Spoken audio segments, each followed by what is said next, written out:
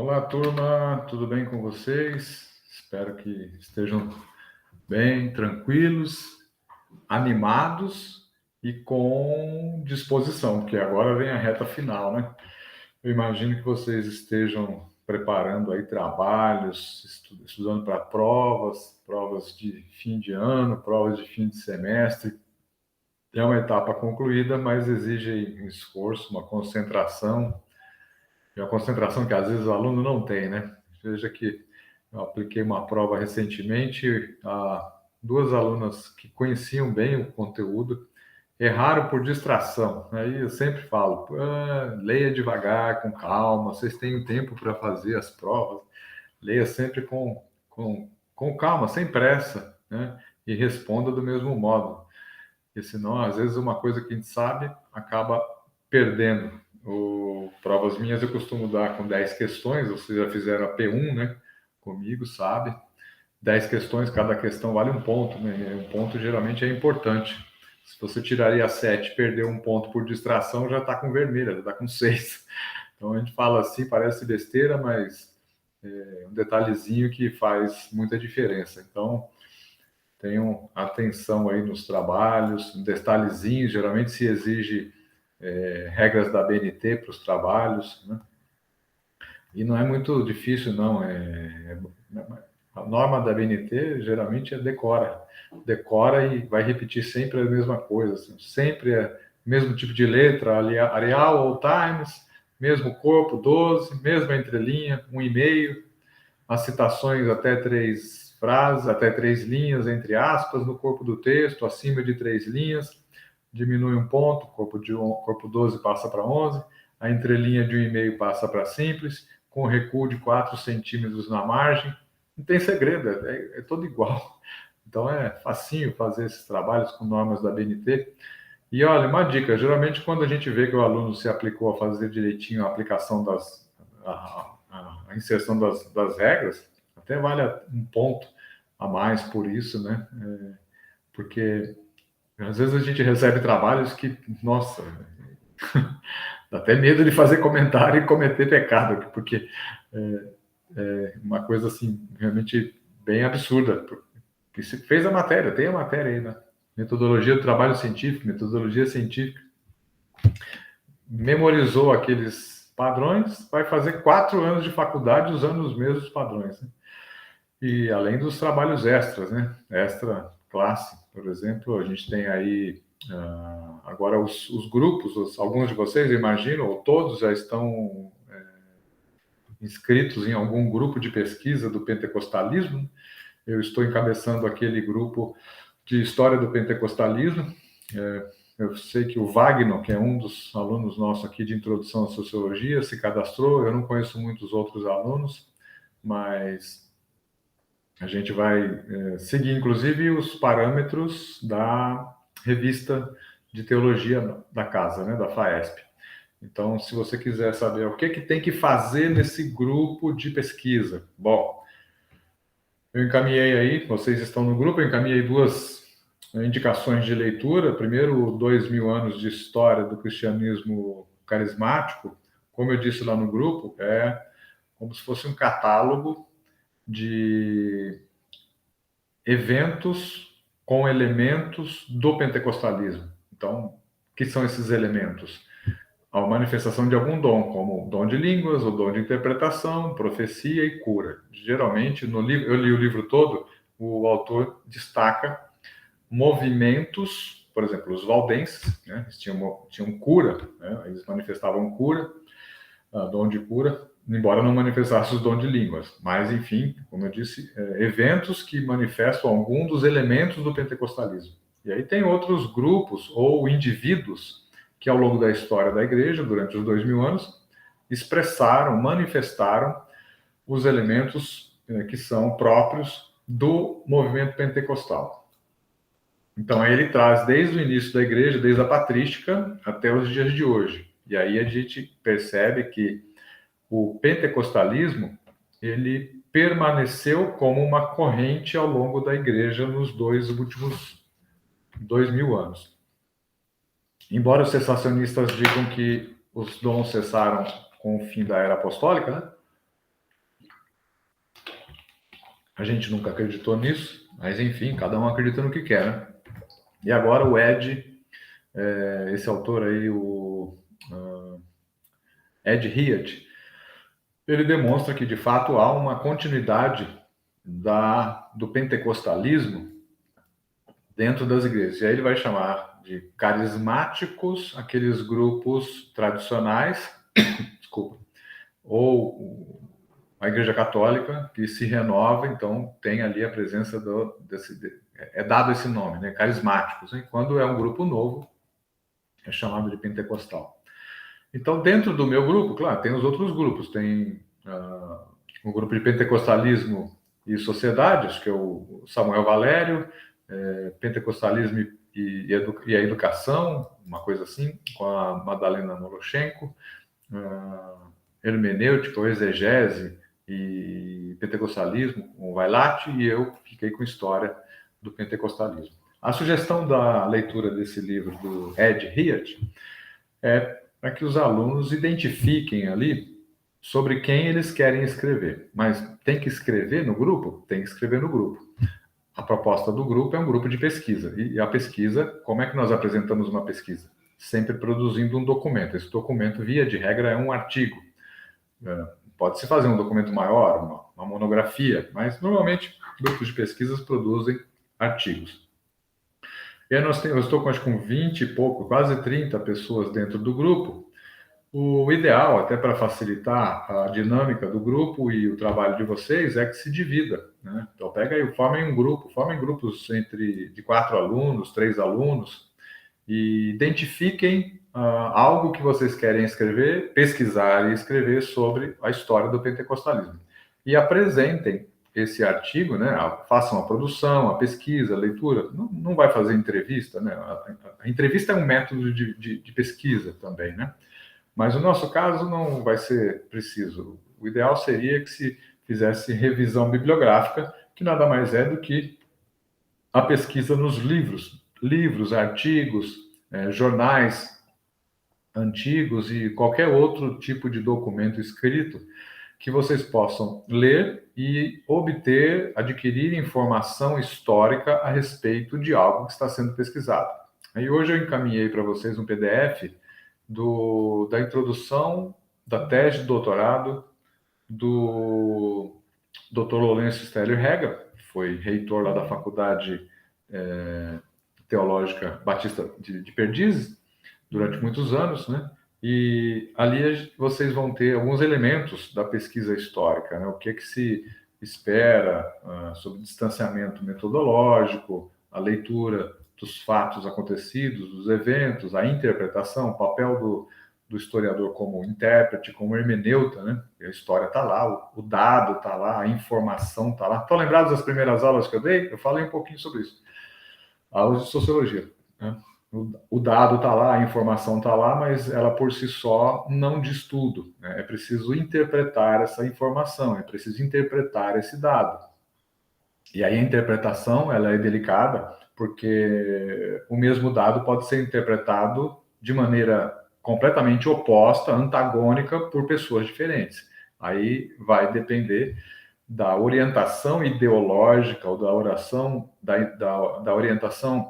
teológica da pessoa, da orientação política da pessoa, né, da orientação socioeconômica. São vários fatores que influenciam a minha interpretação dos fatos e a sua interpretação dos fatos a partir da leitura de um texto, por exemplo. Então, a minha trajetória de vida pode influenciar na maneira como eu interpreto as coisas. As minhas necessidades podem interpretar a maneira como eu interpreto a Bíblia. Né? A gente vê isso no movimento neopentecostal, a necessidade que as pessoas têm de ter esperança de que ficarão ricas, curadas, serão prósperas. Né? É uma necessidade pessoal, é um anseio pessoal, falando de maneira grosseira, é uma ganância pessoal que as pessoas têm, que ao lerem a Bíblia, isso se manifesta através da interpretação dos textos bíblicos como se fossem textos prometendo promessas para todo aquele que seguir Jesus. Né? Então,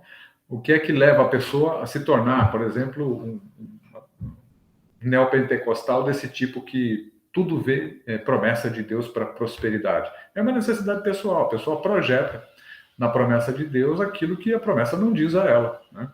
Eu costumo dizer que a Bíblia fala com três povos, né? Judeus, igrejas e o mundo. Há promessas para a igreja que não são para o mundo, né? A igreja tem a promessa de morar com o céu com Jesus, ou de morar na terra com Jesus, não importa qual a sua visão a respeito disso. O importante, para esse exemplo que eu estou dando, é que a história termina no casamento da igreja com Jesus, depois segue a vida eterna. Se é no céu, na terra, eu acho que isso daí é até de menos, né? O importante é estar com Jesus, pelo menos a gente vai estar garantido. Então, essa é a história, né,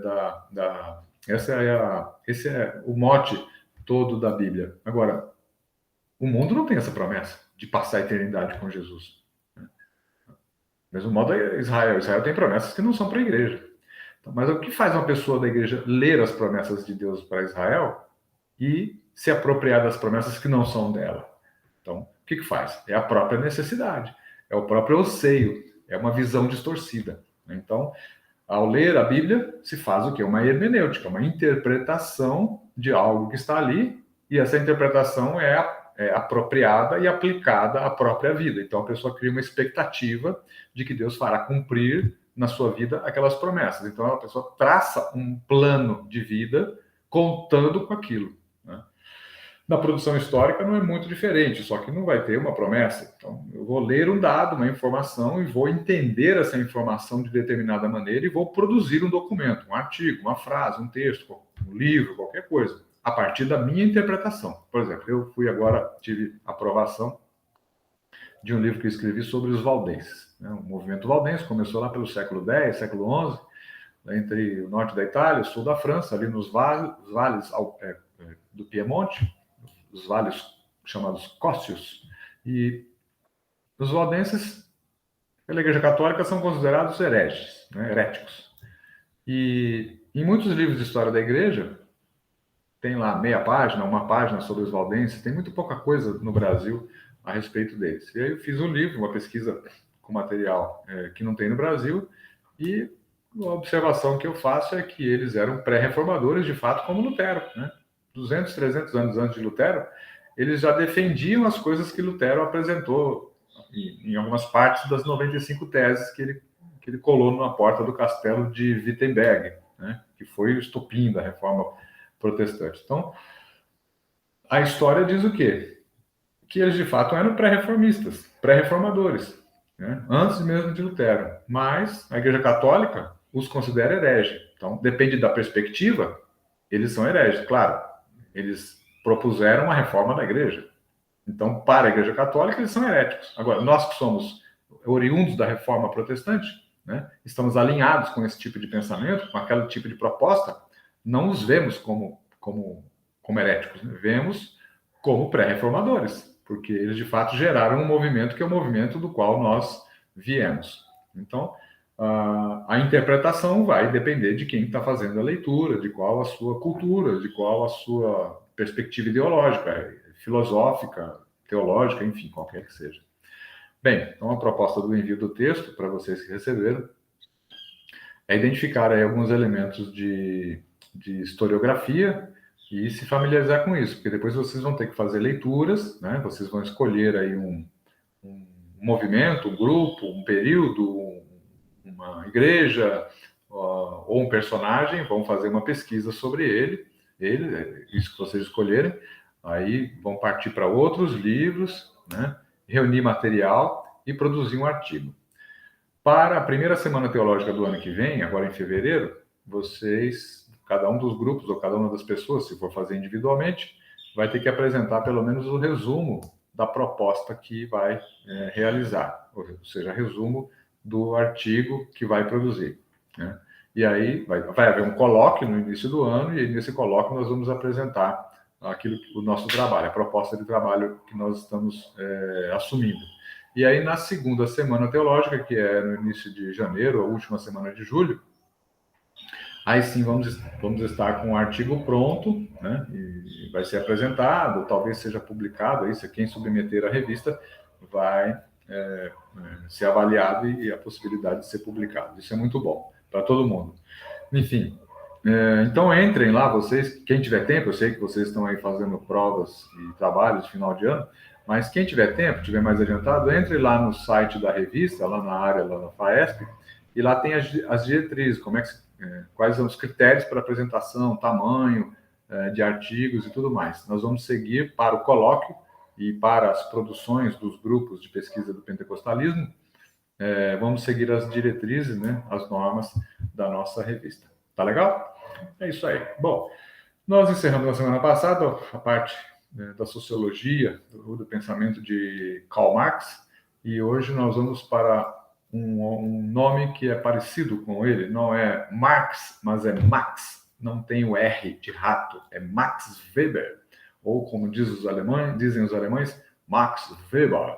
Né? Max Weber tinha aí a intenção de conferir à sociologia uma reputação científica. Ele foi quem mais trabalhou para que a sociologia alçasse, e foi ele que introduziu, na verdade, a sociologia na academia definitivamente. Max Weber nasceu em 1864, na Alemanha, e morreu em 1920. É um dos principais nomes da sociologia de todos os tempos, e especialmente para nós que somos da área de religião, é um dos principais nomes dentro da sociologia. As análises que Max Weber fez, especialmente no livro A Ética Protestante e o Espírito do Capitalismo, é sem dúvida o melhor tipo de análise e a análise mais honesta e consistente, cujos pressupostos são válidos até hoje. Ele fez isso há cerca de 100 anos, um pouco mais de 100 anos. Ainda hoje, as suas considerações são válidas. Durante muitos anos eu tive uma editora, a Arte Editorial, e publiquei muitos trabalhos de ciências da religião, monografias, dissertações, e, via de regra, o Max Weber era sempre usado como referencial teórico. Né? Referencial teórico é aquele conjunto, aquela teoria que se propõe explicar algum fenômeno. Então, o Max Weber é muito utilizado para interpretar, para entender, e a proposta dele é justamente essa, e isso vinha muito repetido nos trabalhos, né? A proposta desse trabalho é compreender tal fenômeno religioso. Então, o Max Weber fez uma investigação aprofundada, olhou grupos, os mais diferentes, todos eles protestantes, né? Que é o calvinismo, o pietismo, é o pietismo alemão. Né? O pietismo alemão é foi um movimento de tentativa de avivamento, de despertamento dentro do luteranismo. O luteranismo começa com Lutero. O Lutero não fundou o luteranismo, não criou uma religião luterana, né? Uma igreja luterana, mas inaugurou um movimento, e com o passar dos anos, esse movimento se enrijeceu, eles se tornaram muito racionalistas, muito frios. E o pietismo foi uma tentativa de alguns luteranos darem uma oxigenada nesse pensamento que estava muito frio, né? Dar uma aquecida, uma avivada. O calvinismo, que também foi pesquisado, o metodismo de John Wesley, já no século XVIII, né? E as seitas batistas, e aqui Max Weber introduz, inclusive, os quakers. Né? Os quakers são a palavra quaker significa tremer, né?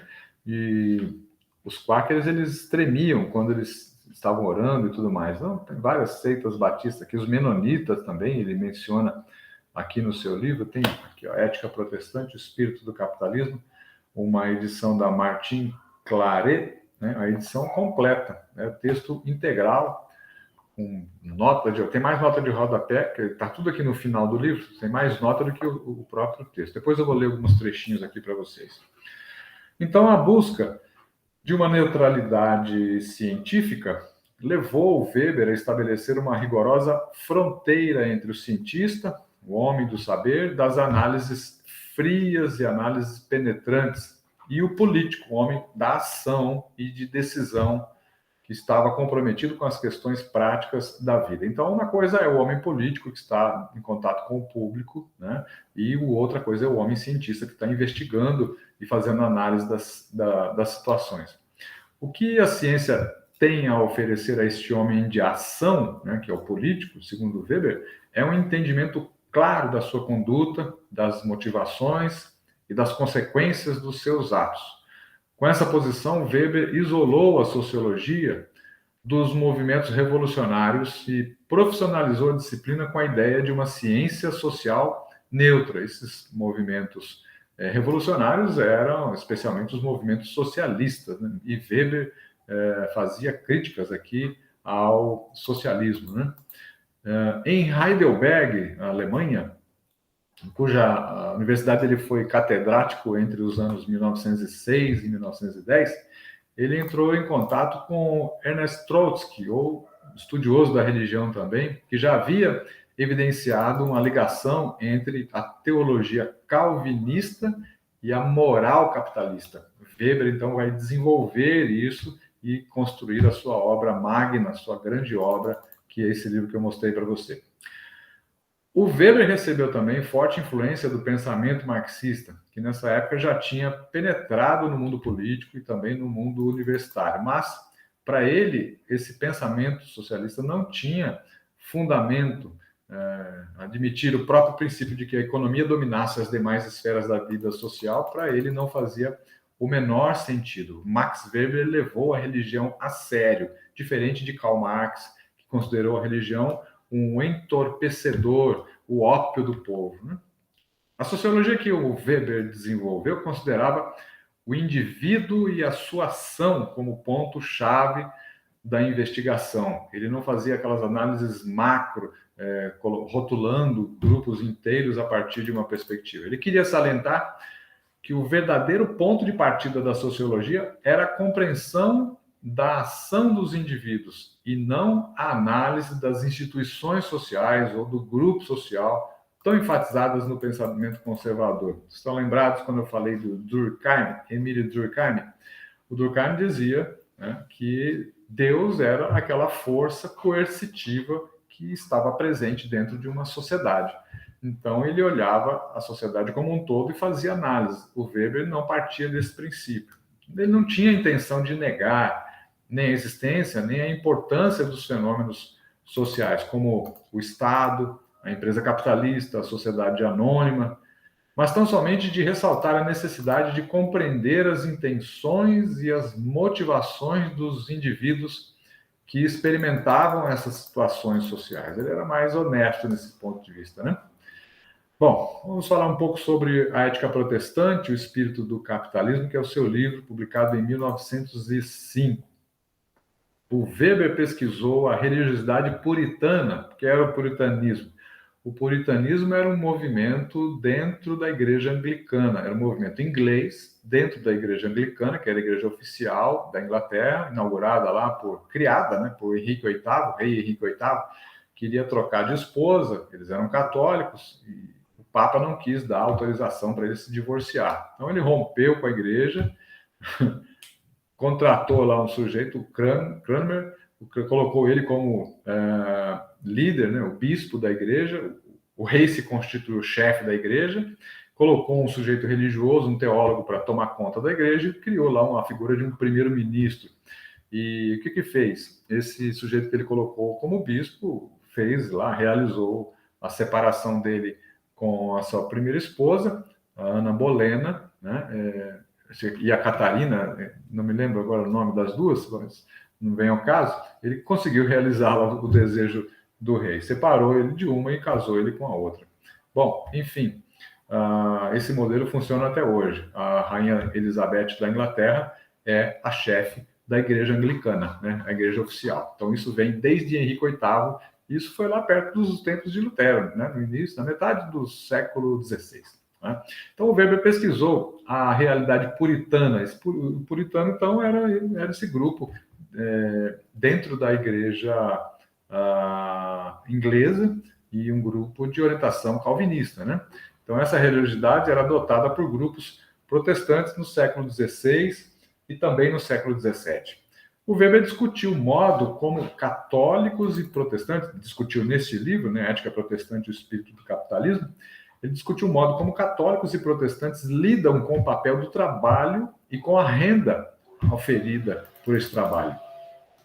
O Weber demonstrou como os católicos pesquisados por ele agiam de modo diferente dos protestantes em relação ao trabalho e ao dinheiro, especialmente os calvinistas, que valorizavam o trabalho como se fosse uma dádiva de Deus e um modo de demonstrar que eles foram eleitos por esse Deus por meio da prosperidade. Então, se tornar uma pessoa próspera era uma maneira de demonstrar que eles haviam sido eleitos. E o Weber distinguiu isso no comportamento dos protestantes, principalmente dos calvinistas, em relação aos católicos que não faziam esse tipo de trabalho ou esse tipo de interpretação. A interpretação da realidade e do próprio texto bíblico, né? Por sua vez, o sociólogo alemão mostrou que o comportamento protestante em relação a essa prosperidade, fruto do trabalho, não era objeto de orgulho ou para acumulação. Os protestantes, como os que seguiram a doutrina de Calvino, ou depois a doutrina de John Wesley, que não era a mesma teologia, mas que entendia a prosperidade do mesmo jeito, devem levar uma vida frugal, simples, e economizar para ter recursos financeiros a fim de que possam socorrer os necessitados. Essa postura ética, que vai parar no título do livro, a ética protestante, né, que dá o nome do livro, movimenta a riqueza em países protestantes, diferentemente de países europeus, onde o catolicismo é mais acentuado. Então, resumindo esta parte, o que Weber faz é identificar nos protestantes um comportamento profissional, ético, que leva esse sujeito protestante a trabalhar mais, melhor, a oferir mais lucros e com esse lucro ele juntar dinheiro, não acumular para o benefício próprio, mas para que ele pudesse servir a obra de Deus, pudesse ajudar as pessoas necessitadas. Então, aí que ele fala, ele até brinca, né? O título tem uma brincadeira, né? Porque o espírito deveria ser o espírito do protestantismo, afinal de contas trata-se de uma religião, e a ética do capitalismo. Ele cruza essas virtudes, ele diz a ética protestante e o espírito do capitalismo. Então, o espírito do capitalismo qual é? O espírito protestante. O protestante é quem mais impulsionou, né, segundo a leitura de Weber, o capitalismo na Europa. Por quê? Porque os protestantes trabalhavam, produziam riqueza, movimentavam a economia, mas isso tinha uma finalidade. Essa finalidade era demonstrar a bênção, a presença de Deus, a vocação de Deus na sua vida profissional. Inclusive, num dos capítulos, se eu não me engano, o capítulo 3, o Weber, deixa eu verificar aqui. Isso mesmo, capítulo 3, a concepção de vocação por Lutero. Então, nesse capítulo, principalmente no início, Weber afirma que o espírito de vocação, essa ideia, esse conceito de vocação secular, qual é a sua profissão? Isso é a vocação secular do indivíduo, né? Foi uma inovação da Reforma Protestante. E o Weber atribui a Lutero a elaboração desse tipo de pensamento. Então, por onde? Através da tradução que Lutero fez dos originais, hebraico e grego, para essa palavra vocação, né? Então, quando ele entendia essa palavra vocação lá nos originais da Bíblia, Lutero fez uma tradução para o alemão, né? A primeira grande tradução do alemão, da Bíblia para o alemão foi feita por Lutero. Então, ele traduziu por essa palavra beruf. Beruf, em inglês, seria calling. O calling é o quê? É o chamado. Então, o sujeito foi chamado para aquela vocação. Então, é a partir daí que se passa a compreender a possibilidade daqueles religiosos, que eram católicos até então, né? Mas a partir da Reforma Protestante, eles já não mais poderiam ser funcionários ou trabalhar na igreja e ter o seu sustento vindo de lá. Por quê? Porque se tornaram reformadores e precisaram sair da igreja católica. Mas agora o que se vai fazer? Agora eles precisam ir para a rua, precisam ganhar o pão de cada dia e devem fazer isso trabalhando. Então, qual era agora a preocupação? Descobrir qual era a sua vocação para poder trabalhar como empregado, como profissional liberal dentro dessa vocação e dentro dessa vocação oferir os recursos para o próprio sustento e também para poder contribuir com as obras da igreja e tudo mais. Isso foi uma grande discussão que Calvino desenvolveu, né? Tem livros até que analisam isso. André Biellet, o pensamento social e econômico de João Calvino, se eu não me engano, foi publicado pela editora Cultura Cristã. É uma das maiores, é uma obra grossa, né, extensa, uma análise bem documentada, bem histórica, uma análise do pensamento econômico de Calvino, uma baita obra. Se você puder ler e tiver algum trabalho que tiver que fazer nessa área, é a primeira leitura que você deve fazer, sem dúvida nenhuma. Bom, Calvino desenvolveu muito isso. Lutero fez uma reforma mais no pensamento teológico, e Calvino fez uma reforma mais no pensamento socioeconômico mesmo. Daí que a gente não fala mais reforma protestante hoje, né?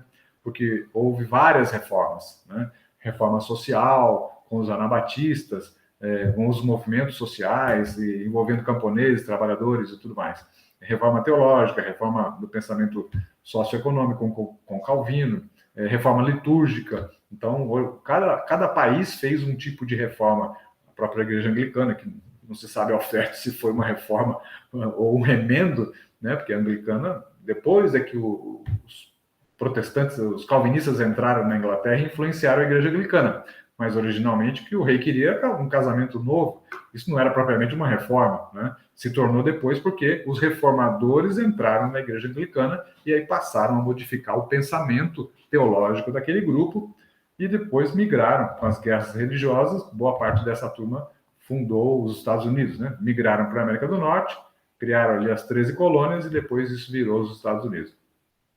Bem, em A Ética Protestante, o Weber demonstrou como os reformadores, tendo sido seguidos pelas gerações futuras de líderes cristãos, entenderam ser necessário trabalhar diligentemente para adquirir o próprio sustento e economizar para ter com que repartir. E isso em plena consciência cristã do serviço diaconal, né? É conhecida a frase de John Wesley, nesse mesmo sentido, no seu sermão sobre o uso do dinheiro, onde ele pregou sobre Lucas 16:19, né, que diz: eu vos digo ainda, granjeai amigos por meio das riquezas da injustiça, para que quando estas vos faltarem, vos recebam eles nos tabernáculos eternos. E Lutero, ou melhor, John Wesley disse, né, tendo primeiro adquirido tudo o que você pôde, economize tudo o que você puder e então distribua tudo o que for possível, né? Então, isso reflete exatamente essa ideia que Weber procurou analisar dentro dos protestantes e que movimentou o espírito do capitalismo. Então, os metodistas, inclusive, são um dos grupos protestantes analisados na sua obra, né?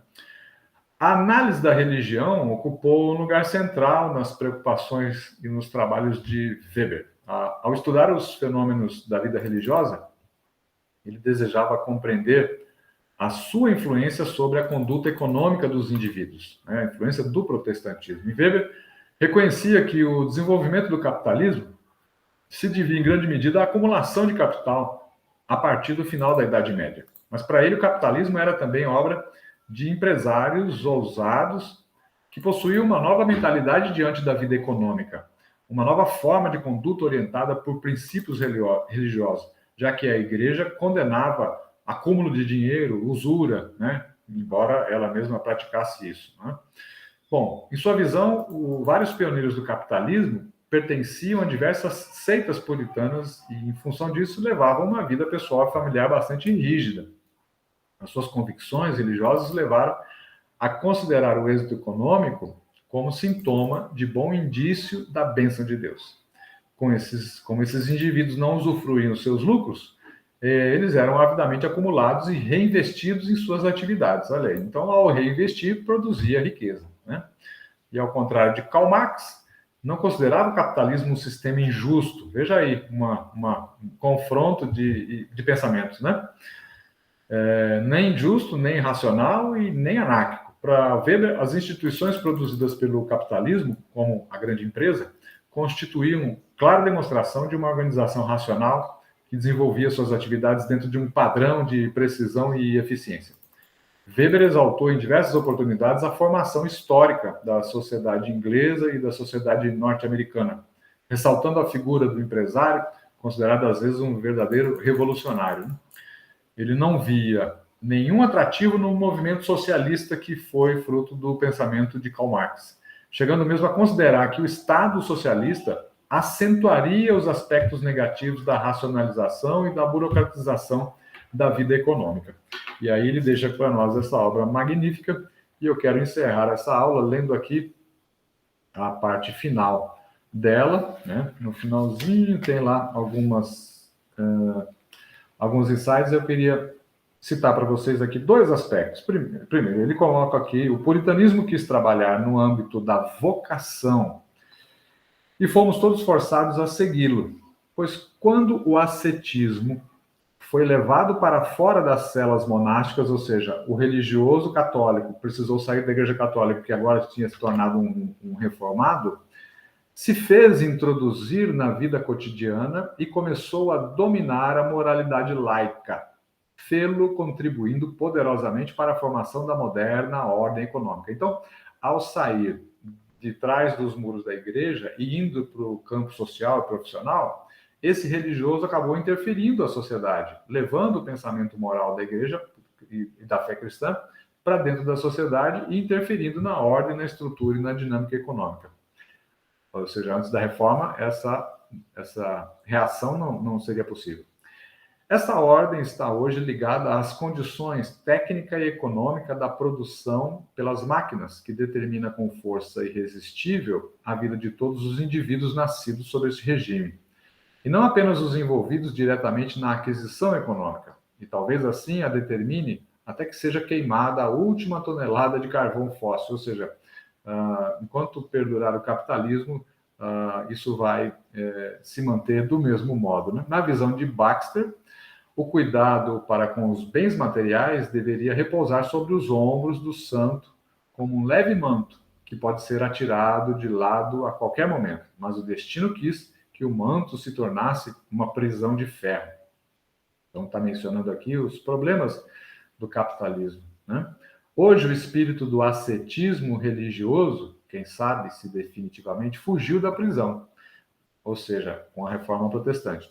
Mas o capitalismo vitorioso, uma vez que repousa em fundamentos mecânicos, não mais precisa de seu suporte. Também o róseo colorido do seu risonho herdeiro, o iluminismo, parece estar desvanecendo irremediavelmente. E a ideia de dever no âmbito da vocação, veja, ele reforça a ideia de vocação, que para Max Weber é importante, e ele retira isso de Lutero, né? E a ideia de dever no âmbito da vocação ronda nossas vidas como fantasma de crenças religiosas mortas, mas não, né? Está mais do que vivo. Onde a planificação da vocação não pode ser diretamente relacionada aos mais altos valores espirituais e culturais, ou quando, por outro lado, não precisa ser sentida apenas como pressão econômica, o indivíduo geralmente abandona qualquer tentativa de justificá-la. No campo de seu maior desenvolvimento, nos Estados Unidos, a busca da riqueza, despida de seu significado ético e religioso, tende a ser associada a paixões puramente mundanas, que lhe dão com frequência um caráter de esporte. Ou seja, ele menciona aqui a ideia de que a vocação, de fato, movimenta a economia, né? Agora, qual é o conteúdo por trás disso? Ele diz aqui nos Estados Unidos, isso parece ser um esporte, ou seja, a pessoa tem vocação para ganhar dinheiro, né? O que ela vai fazer com esse dinheiro é outra questão. Qual é o pano de fundo dela, né? E para finalizar aqui, a crítica que ele faz no finzinho do livro, na última página, de fato, o último parágrafo, né? Eu vou ler o parágrafo todo aqui. Diz assim: aqui apenas procuramos tratar dos fatos da direção de sua influência a partir de apenas um ponto de vista, ainda que importante. Contudo, será também necessário investigar como o ascetismo protestante foi, por sua vez, influenciado em seu desenvolvimento e caráter pelo conjunto de condições sociais e especialmente pelas econômicas. E agora o ponto que eu destaco. O homem moderno, mesmo com a melhor das vontades, costuma ser incapaz de atribuir às ideias religiosas a importância que merecem em relação à cultura e ao caráter nacional. Está criticando Karl Marx. Mas não é meu intuito substituir uma interpretação causal materialística. Está lembrado das aulas de Karl Marx? Materialismo histórico? Então ele está cutucando bem cutucado, que está sendo bem específico. Unilateral, ou seja, está dizendo que Karl Marx fez uma análise a partir do seu ponto de vista e esqueceu as outras variantes. Ou seja, não é assim que se faz sociologia. A sociologia se faz analisando todas as interferências que ocorrem sobre o fenômeno estudado, né?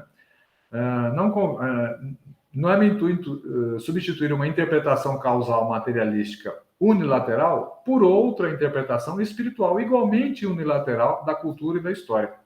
Ambas são viáveis, mas se qualquer delas não for adotada como introdução, mas sim como conclusão, de muito pouco serve no interesse da verdadeira história. Ou seja, só se faz história de verdade quando se considera todas essas interferências. A material, que era o que Karl Marx propunha, a espiritual, que Weber está propondo. Só que Weber fala, eu considero a dele e a espiritualidade também do sujeito. Né? Ele eliminou a religião, Karl Marx eliminou a religião da sua análise, então a sua análise é uma análise unilateral e de nada serve. Né? Ok? Bem, espero que tenham gostado dessa aula, aproveitado o conhecimento aí do Weber, da pesquisa que fez. Sugiro a leitura, não é um livro grosso, como vocês podem ver, é um livro quase que de bolso, né? Tem mais nota de rodapé do que do texto propriamente dito. O texto são 100 e poucas páginas apenas. Né? Deixa eu verificar aqui, eu já te dou a informação. Olha, aqui termina na página 136, ó. Metade do livro. É um livro pequenininho. Olha o tamanho da minha mão, você vê o tamanho do livro. E que puder ler, leia. Tem informações históricas ali, né? Porque ele trabalha no seu tempo. Então você vai saber como era o final do século XIX, começo do século XX, aí dentro desses grupos lá na própria Europa. Tá legal? É isso aí. Vou colocar esse texto lá no Unimestre, você faz o download, assiste a aula e faltam a nós 2 aulas apenas e depois a terceira já será a prova na primeira semana de dezembro. Tá bom? É isso aí. Um abraço a todos vocês. Que Deus abençoe.